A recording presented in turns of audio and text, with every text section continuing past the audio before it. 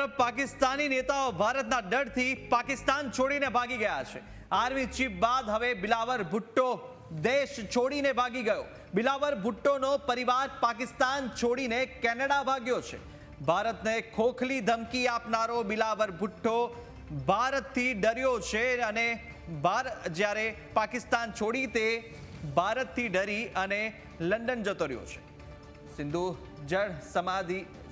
સિંધુ જળ સંધિ બાદ બોખલાઈ ગયેલા ભુટ્ટોએ ભારતને ધમકી આપી હતી તો ભારત હુમલો કરશે તેવા ડરથી પાકિસ્તાની નેતાઓનો પરસેવો છૂટ્યો છે।